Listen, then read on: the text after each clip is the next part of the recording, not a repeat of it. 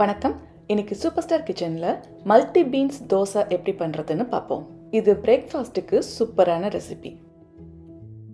வாங்க எப்படி பண்ணுறதுன்னு பார்ப்போம். மல்டி பீன்ஸ் தோசை பண்ணுறதுக்கு ஒரு பவுலில் 1 கப் பச்சரிசி, உங்ககிட்ட பச்சரிசி இல்லாட்டினா மில்லட்ஸ் கூட எடுத்துக்கலாம்.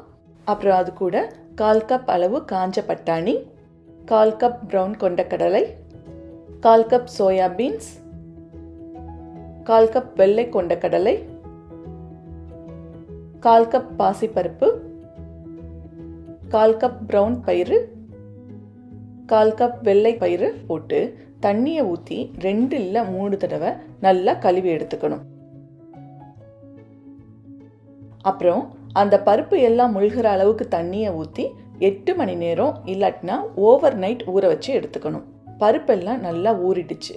ஒரு பவுலில் 1/2 கப் அளவு ஓட்ஸ் இல்லாட்டினா அவலை எடுத்து அதில் கொஞ்சம் தண்ணியை ஊற்றி ஒரு 15 நிமிஷம் ஊற வச்சு எடுத்துக்கணும். இப்போ ஒரு மிக்சர் ஜாரில் ஊற வச்ச பீன்ஸை போட்டு தேவையான அளவு தண்ணியை ஊற்றி நைஸாக அரைச்சி எடுத்துக்கணும். ரொம்ப தண்ணியை ஊற்றி அரைக்கக்கூடாது.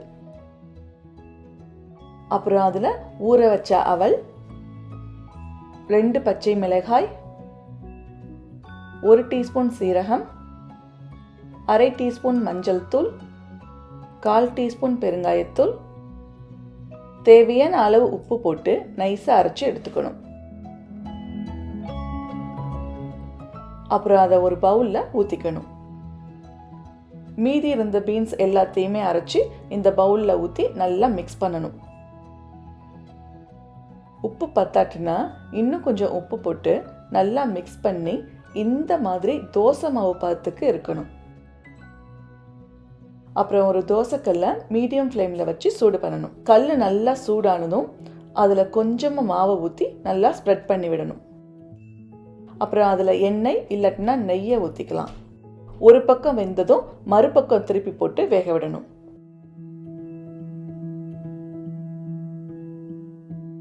இப்போ சுவையான மல்டி பீன்ஸ் தோசை அருமையாக ரெடி ஆயிடுச்சு. நீங்களும் இந்த ரெசிபியை உங்கள் வீட்டில் ட்ரை பண்ணி பாருங்கள். நீங்களும் இந்த ரெசிபியை உங்க வீட்டில் ட்ரை பண்ணி பாருங்க.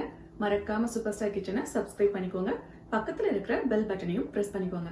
அப்பதான் நான் அப்லோட் பண்ற வீடியோஸை மிஸ் பண்ணாம நீங்க அடுத்தடுத்து பார்க்க முடியும். உங்களுக்கு இந்த வீடியோ பிடிச்சிருந்ததுன்னா லைக் பண்ணுங்க, கமெண்ட் பண்ணுங்க, ஷேர் பண்ணுங்க. நன்றி.